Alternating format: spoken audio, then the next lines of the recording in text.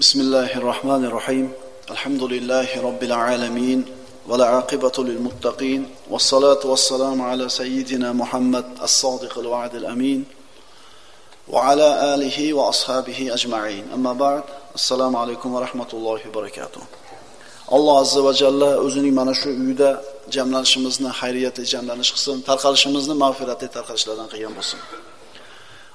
Islomda farzand tarbiyasi deb nomlanadigan silsila darslarimizni bugun 43-si ijtimoiy odoblar, salomlashish odobi. O'tgan darsimizda ovqat, taom odobi haqida suhbat qilgan bo'lardik.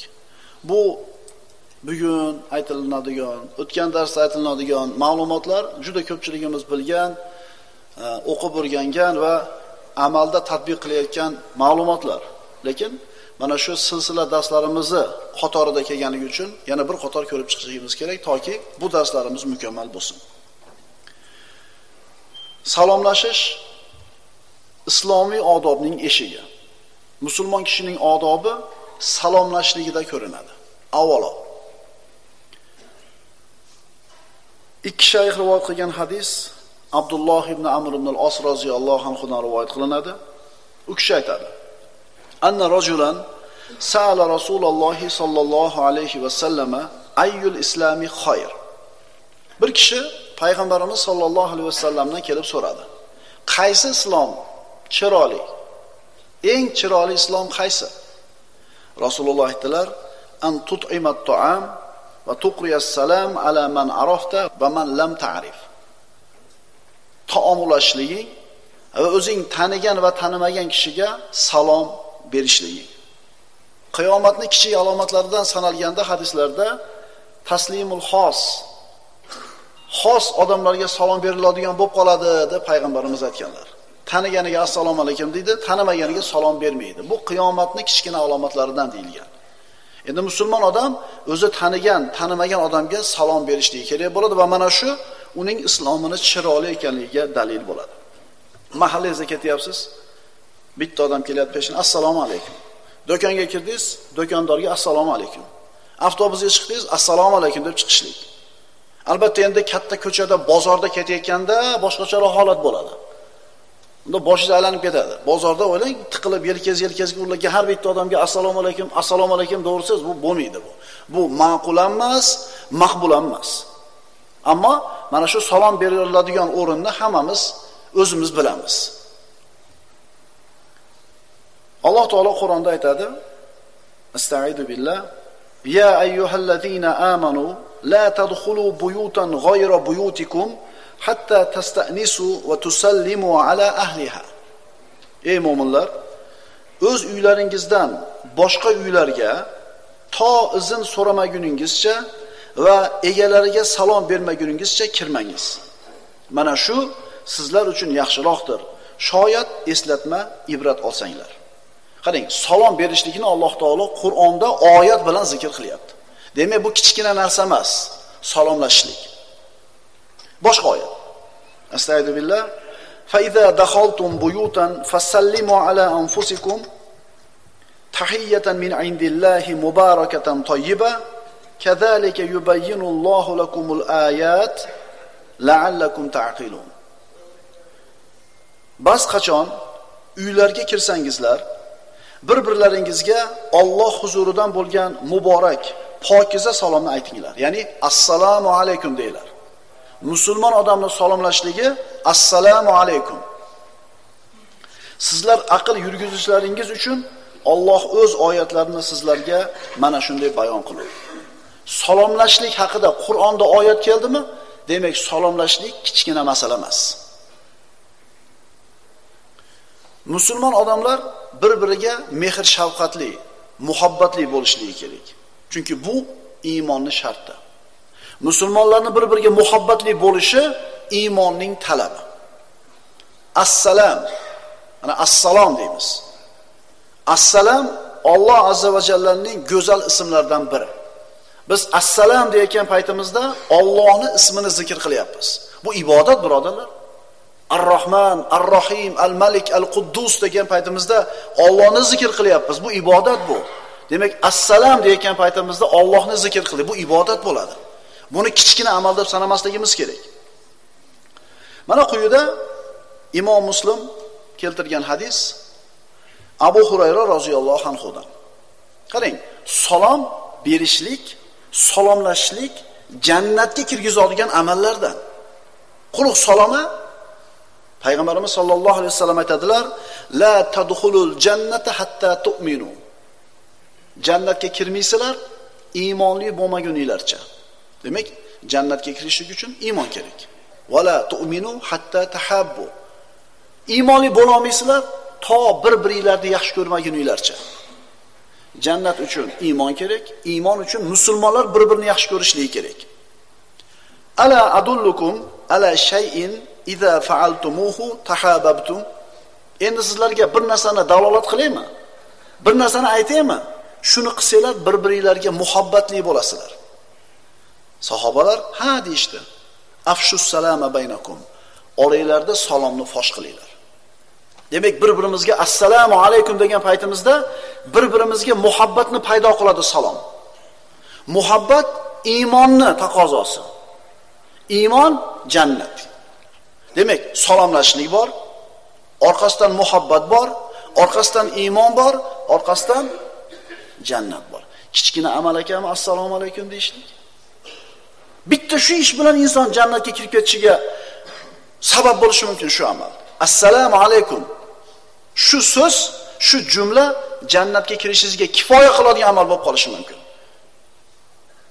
Garchi o'zi jannatga biz amalimiz bilan kira olmasak ham, lekin sabab bo'lishi mumkin. Assalomu alaykum.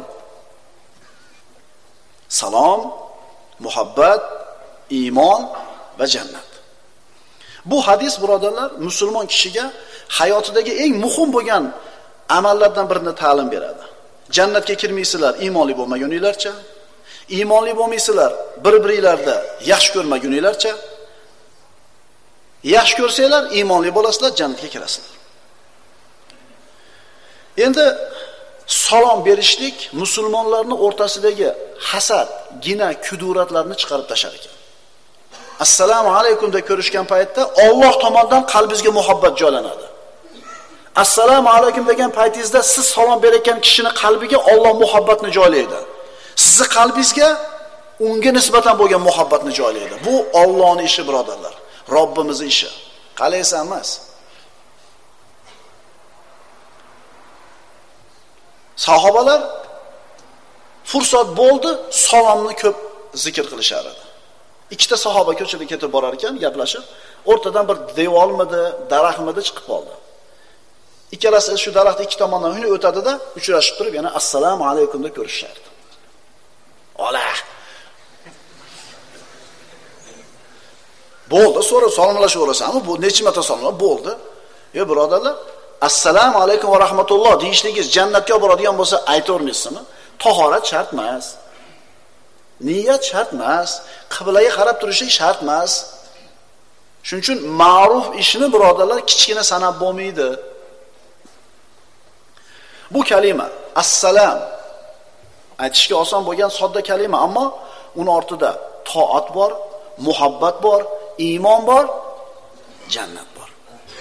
Qarang, musulmonlarning bir-biriga nisbatan qalbida muhabbat paydo bo'lishi uchun musulmonlar sabab qilish kerak. Ana shu sabablardan bittasi assalomu alaykum. Alloh taolo muhabbatni qalblarimizga joylaydi. Musulmon kishining salomlashishi assalomu alaykum va rahmatullohi va barakatuh bo'ladi. Quyida o'qiganimiz Abu Dovud va Termiziydan keltirilgan Imron ibn Husayn roziyallohu anhudan. Qarang, shuni o'zi yetadi. Shu men hozir gapirgan 10 minutlik ma'ruza yetadi o'zi. Bu bolalarimizni o'rgatishimiz kerak bo'lgan narsa. Qaranglar, o'zimiz amal qilishimiz kerak bunga. Jaa rajulun ila an-nabiy sallallohu alayhi va sallam faqal assalomu alaykum. Rasululloh sallallohu alayhi va sallam o'tirganlarida bir kishi kelib assalomu alaykum dedi. Faradda alayhi summa jalasa. Rasululloh uni salomiga aliga oldilar, hali kishi o'tirdi. Shunda Payg'ambarimiz sallallohu alayhi vasallam ashara dedi. 10 dedi. 10 ta bo'ldi dedi. As-sahabatul kiram lam yafhamu mada ya'ni nabiy bi hadhihi al-kalima. 10 ta bo'ldi dedi payg'ambarimiz. Sahobalar bu kalima 10 ta degan kalimadan Rasululloh nimani qasd qilganligini tushunishmadi. Summa ja'a akhar faqala assalomu alaykum va rahmatulloh. So'ngra yana bitta odam keldida assalomu alaykum va rahmatulloh dedi. Rasululloh ishrun dedi. 20 ta bo'ldi dedi. Sahobalar yana tushunishmadi. Faja'a akhar va qala assalomu alaykum va rahmatullohi va barakatuh. Faradda alayhi va jalas va qala 30. Rasululloh aliga oldi. Haligi odam o'tirdi. Rasululloh 30 ta bo'ldi dedilar. Assalomu alaykum deganda 10 ta savob bo'ladi salom bergan kishiga. Assalomu alaykum va rahmatulloh deganga 20 ta bo'ladi. Assalomu alaykum va rahmatullohi va barakatuhga 30 ta bo'ladi. Sahihaynda keltirilgan hadis Oysha onamiz roziyallohu anhodan. Qala li Rasululloh sallallohu alayhi va sallam hada Jibril yuqri'u alayki assalam. Payg'ambarimiz sallallohu alayhi vasallam Oysha onamizga mana bu Jibril dedi. Ya'ni Jibril sizga salom aytayapti dedi. Oysha onamiz javob berdilar: "Va alayhissalam va rahmatullohi va barakatuh." Mana biz aytayotgan salomni Oysha onamiz Jabroil alayhissalomning salomiga alik qilib qaytarmoqda. Musulmonlarning jamiyati birodarlar boshqa jamiyatlardan farqlanib turadi. Odobi bilan, axloqi bilan, Allohning hukmini amalga oshirayotganligi bilan. Alloh taolo ana shu toatni o'zi buyurgan toatni musulmonlar bajarayotgan paytda ularni oralariga muhabbatni joylab qo'yadi. Biz assalomu alaykum deymiz. Esli bo'lib ko'rinish uchun emas.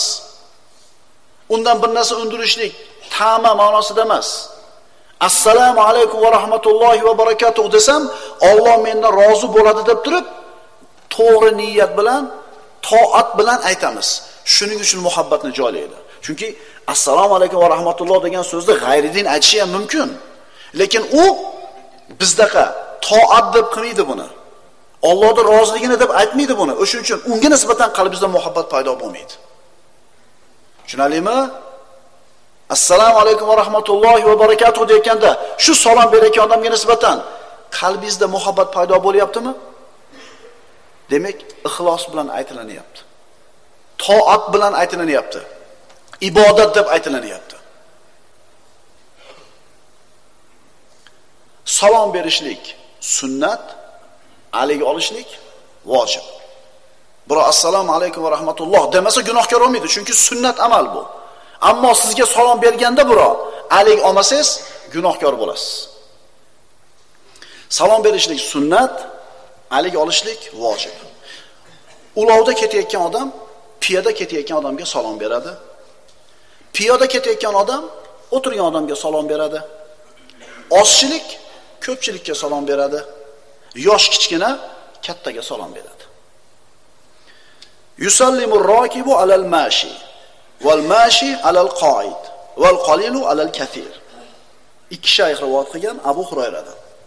Rokib, ya'ni ulovda ketayotgan odam piyoda ketayotgan o'tirishiga salom beradi. Ozchilik ko'pchilikka salom beradi. Qoida shunaqa. Yana Imom Buxoriyning rivoyatida yusallimu as-saghiru alal kabir. Kichkina kattaga salom beradi. Kichkina kattaga salom beradi. Mana endi mana shu salomlashlikdagi lafzlarga e'tibor beraylik. Salomlashlikda birodarlar turlari ko'p, aytiladigan so'zlari ko'p. Bye bye. Privet. Ishlaring qalay? Yaxshi yotdingmi? Bularda bari islomiy tahiyya emas. Assalomu alaykum va rahmatulloh. Yaxshi yotib turdingizmi? Zo'r. Agar shu uslubda bo'lsa, avval nima bo'lsin? Assalomu alaykum. Chunki yaxshi yotib turdingizmi? Bye bye. Как dela? Bular birodarlar assalomu alaykum va rahmatullohi va barakatuhning ma'nosini beradimi? Prosta qiziqyapti sen bilan. Ishlaringiz qanaqaligi bilan qiziqyapti u. Lekin sizga tinchlik, omonlik, barakot, xotirjamlik tilamayapti. Assalomu alaykum, sizlarga salomatlik bo'lsin. va rahmatullohi va barakatuh. Rahmati va barakasi bo'lsin. Salomatlik bo'lsin, rahmat bo'lsin, baraka bo'lsin Alloh tomonidan.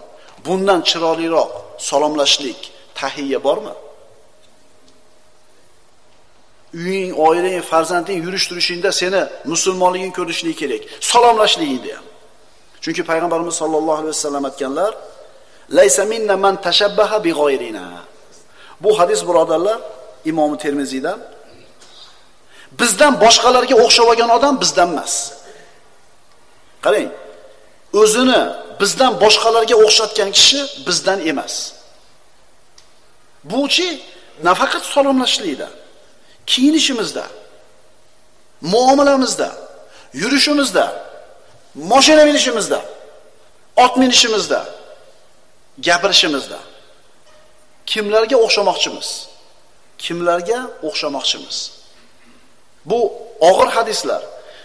O'zini musulmon bo'lmaganlarga o'xshatayotgan odam bizdan emas deyapti payg'ambarimiz sollallohu alayhi vasallam. Mana hali yozuvli futbolkalar kiyib olamiz, har xil yozuvlari bor. Nima deb yozilganini tushunasizmi o'shaga nima yozilganini? Ehtimol men havorayman deb yozib qo'ygandim.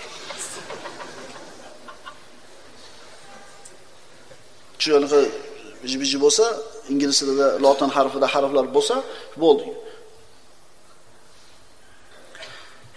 Keyingi hadis Imom Termiziydan. Bu hadis ham Laysa minna man tashabbaha bi ghayrina. La tashabbahu bil yahud va la bin nasara. Fa inna taslima al yahudi al ishara bil asabi' va taslimu an nasara isharatun bil akuffi. O'zini bizdan boshqalarga o'xshatgan kishi bizdan emas.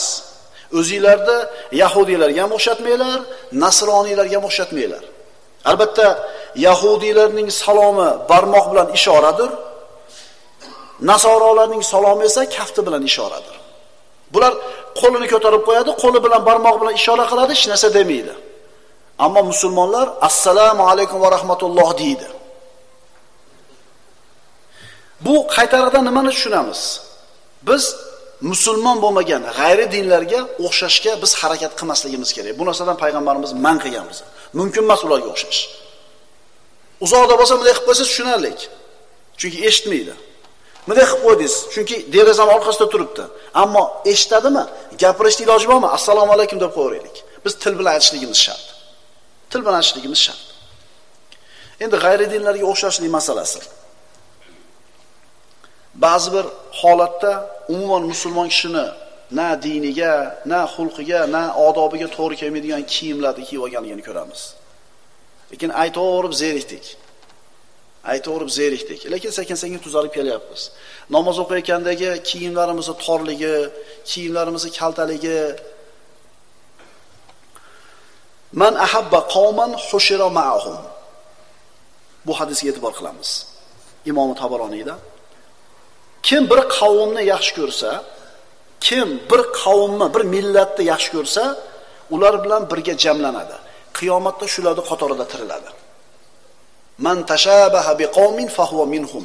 Kim o'zini bir qavmga o'xshatsa, bas u ulardan. Shu g'ayri dinlar yoqyaptimi? Qiliqlari, kiyimlari, yurish-turishlari, siz o'shalardansiz. Kullu nafsin tuhsharu ala hawa. Faman hawal kufra fahuwa ma'al kafara va la yanfa'uhu amaluhu shay'a. Imom Tabaroniyda bu ham og'ir hadis. Har bir jon yaxshi ko'rgan narsasi ustida tiriladi, ya'ni jamlanadi.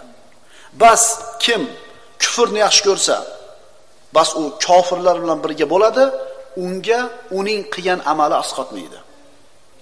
Qilgan amali asqotmaydi, chunki kofirlarni yaxshi ko'rar edi.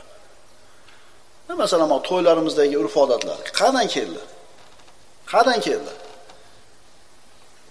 Kim kofirlarni yaxshi ko'rsa, qiyomat kuni ular qatorida tiriladi, amallari unga foyda bermaydi. Ularni turmush tarziga, urf-odatiga, yurish-turishlariga ergashish, taqlid qilishlik mumkin emas. Duoni qarang. Allohumma la taj'al li khayran ala yadin kafirin aw munafiqin. Duoda qarang. Parvardigor, men uchun biron bir xayriyatni kofirning yoki munofiqning qo'lida qilmagin. Ya'ni menga keladigan yaxshilik kofir yoki munofiqning qo'lidan kelmasin. Nima degani bu? Agar sizga keladigan yaxshilik kofir yoki munofiqning qo'lidan kelsa, ularga bo'lgan muhabbat qalbingizda kuchayib ketadi. Tushunarlimi? Shularga o'xshagingiz kelib qoladi, chunki tirikchiligingiz o'sha orqali bo'lyapti. Vechirinkalarga borish kerak, ko'targanda ko'tarish kerak, va'z tushganda va'z tush kerak. Shularga muhabbatingiz ziyoda bo'lib ketadi. Shuning uchun ko'paytamiz bu gapimizni. Yosh bolalarini g'ayri dinlarni yurtiga yuborayotgan kishilar yaxshilab bilib qo'ysinki, farzand uzoq muddat o'shada yashab qaytib kelgandan keyin o'zini muhtiga ko'nika olmaydi. O'zini yurtida yashashni xohlamaydi. Qavmini, ummatini, merosini, madaniyatini, dinini xohlamay qo'yadi. Chunki qalbiga ana shu g'ayri dinlarning muhabbati kirib qolgan bo'ladi. O'zini yurtiga kelib aytadi, bu yerda deydi, qoloq hamma deydi. Nima bor bu yerda? Nima qilaman bu yerda deydi. Tanisha, eshitgansizlar, nima qilaman deydi. Hech narsa yo'q bo'lsa deydi. U yurtlardagi dunyo ishlaridagi ayrim peshqadamliklarni ko'radida, ularning muhabbati qalbiga joylangan bo'ladida, o'zini dinidan, oxiratdan bexabar bo'lgandan keyin o'sha tomonda yashashni xohlayveradi. Nima qilaman deydi. Man aqoma ma'al mushrikina faqat bariyat minhu zimma. Bu hadis Imom Tabaroniydan. Hadisni qarang. Kim mushriklar bilan birga tursa, ya'ni yashasa, shularning orasida, bas zimma undan pok bo'ladi. Undan musulmonlarning zimmasi ko'tariladi. Allohning payg'ambarning zimmasi ko'tariladi. Ha, ta'lim uchun bo'lsa mayli, lekin shu yerga borib yashashlikda afzalda bo'ladigan bo'lsa, musulmonlar orasida yashashdan ko'ra, musulmonlarning Allohning payg'ambarning zimmasidan chiqib ketgan bo'ladi bu odam. Chunki u mushriklarning orasida yashayotgan odam sekin-sekin ko'nikib qoladi. Ozgina vaqt o'tib qalbida ularga iliqlik paydo bo'ladi. Yana ozgina vaqt o'tib o'lchovlari o'zini o'lchoviga aylanib qoladi. Asta-sekin ularning qalbi, ularga nisbatan qalbida muhabbat paydo bo'ladi. Qarangda, nasroniylarning yurtlariga borib oilasi bilan yashab, nasroniy bo'lib ketganlarning xabarini eshitamiz. O'zi musulmonlarning yurtida, musulmonlarning orasida yashab turib, 3-4 so'mmi deb, 3-4 chaqanida turib, murtad bo'lib ketayotganlarning ham xabarini eshitasizlar. Endi to'laligicha borib oilasi bilan yashayotgan bo'lsa-chi u yerlarda. Shuning uchun o'zini dinini, iymonini, millatini, qadriyatlarini tanib ulgurmagan yosh bolalarini g'ayri dinlarning yurtiga ta'lim uchun yuborayotgan ota-onalar 100 marta o'ylab ish qilsin. 100 marta o'ylab ish qilsin. Aks holda shu farzandidan ajralib qolishlik ehtimoli bor.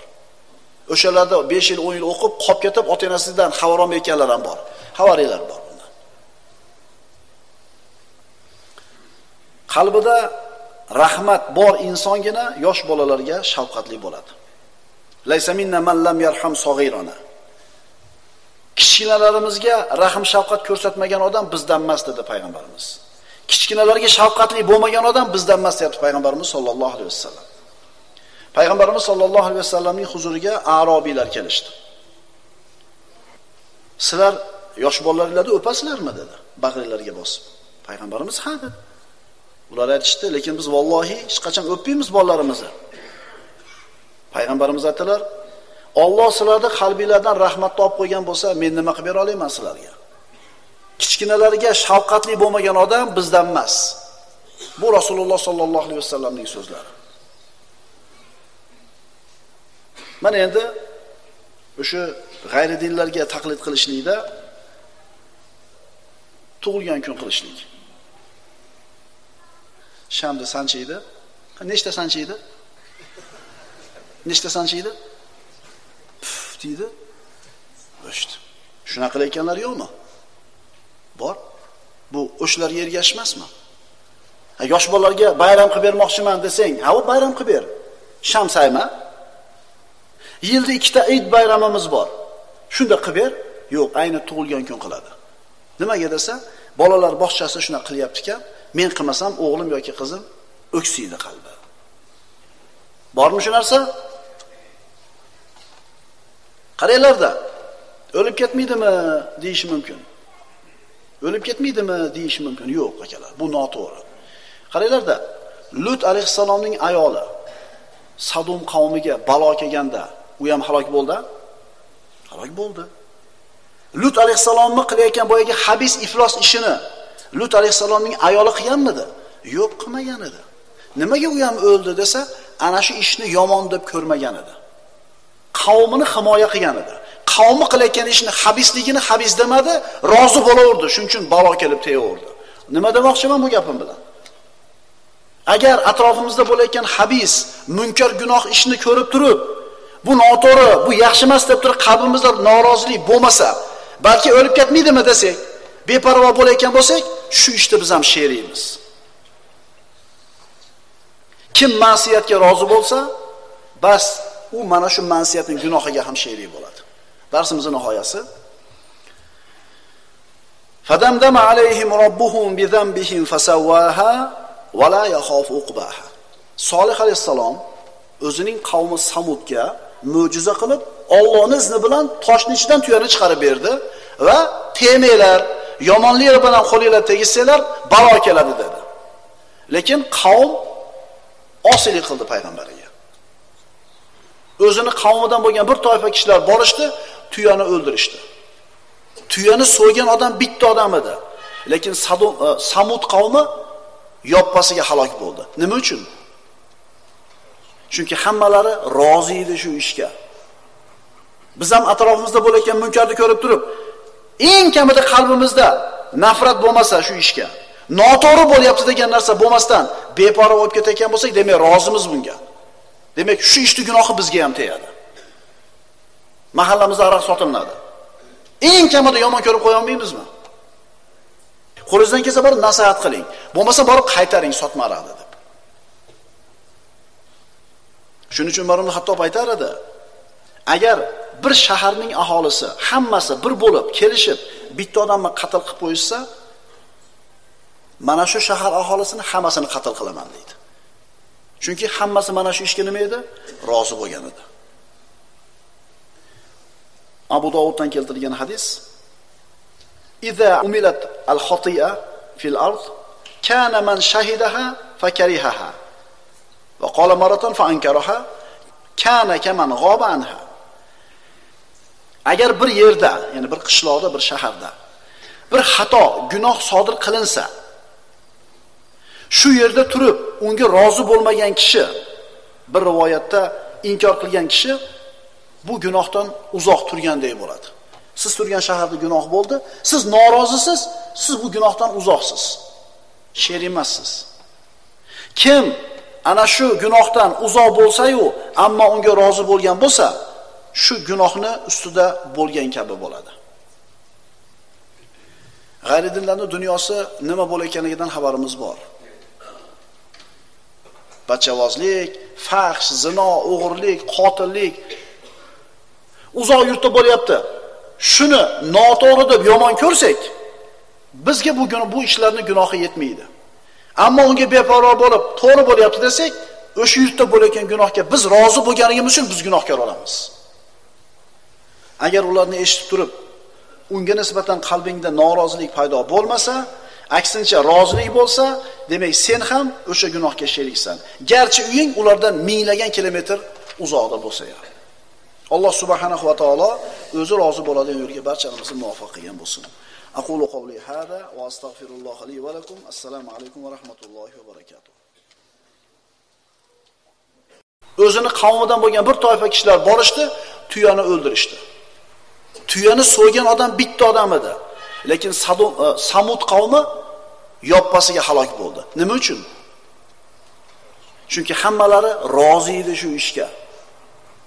Biz ham atrofimizda bo'layotgan munkarni ko'rib turib, eng kamida qalbimizda nafrat bo'lmasa shu ishga, noto'g'ri bo'lyapti degan narsa bo'lmasdan beparvo bo'lib ketayotgan bo'lsak, demak rozimiz bunga. Demak, shu ishning gunohi bizga ham tegadi. Mahallamizda aroq sotiladi. Eng kamida yomon ko'rib qo'ya olmaymizmi? Qo'lingizdan kelsa borib nasihat qiling. Bo'lmasa borib qaytaring, sotmaradi deb. Shuning uchun Umar ibn Xattob aytar edi, agar bir shaharning aholisi hammasi bir bo'lib kelishib bitta odamni qatl qilib qo'yishsa, mana shu shahar aholisini hammasini qatl qilaman deydi. Chunki hammasi mana shu ishga nima edi? Rozi bo'lgan edi. Abu Dovuddan keltirilgan hadis: "Iza umilat al-khati'a fil ard, kana man shahidaha fakarihaha, va qala maratan fa ankaraha, kana kaman g'aba anha." Agar bir yerda, ya'ni bir qishloqda, bir shaharda bir xato, gunoh sodir qilinsa, shu yerda turib unga rozi bo'lmagan kishi, bir rivoyatda inkor qilgan kishi bu gunohdan uzoq turgandek bo'ladi. Siz turgan shaharda gunoh bo'ldi, siz norozisiz, siz bu gunohdan uzoqsiz. Sher emassiz. Kim ana shu gunohdan uzoq bo'lsa-yu, ammo unga rozi bo'lgan bo'lsa, shu gunohni ustida bo'lgan kabi bo'ladi. G'ayridinlarning dunyosi nima bo'layotganidan xabarimiz bor. Bachavozlik, fahsh, zino, o'g'irlik, qotillik uzoq yurtda bo'lyapti. Shuni noto'g'ri deb yomon ko'rsak, bizga bu ishlarning gunohi yetmaydi. Ammo unga beparvo bo'lib, to'g'ri bo'lyapti desak, o'sha yurtda bo'layotgan gunohga biz rozi bo'lganligimiz uchun biz gunohkor bo'lamiz. Agar ularni eshitib turib, unga nisbatan qalbingda norozilik paydo bo'lmasa, aksincha rozilik bo'lsa, demak sen ham o'sha gunohga sheriksan. Garchi uying ulardan minglagan kilometr uzoqda bo'lsa ham. Alloh subhanahu va taolo o'zi rozi bo'ladigan yo'lga barchamizni muvaffaq qilgan bo'lsin. Aqulu qawli hada va astagfirulloh li va lakum. Assalomu alaykum va rahmatullohi va barakatuh. Ulardan minglagan kilometr uzoqda bo'lsa ham. Alloh subhanahu va taolo o'zi rozi bo'ladigan yo'lga barchamizni muvaffaq qilgan bo'lsin. Aqulu qawli hada va astagfirulloh li va lakum. Assalomu alaykum va rahmatullohi va barakatuh.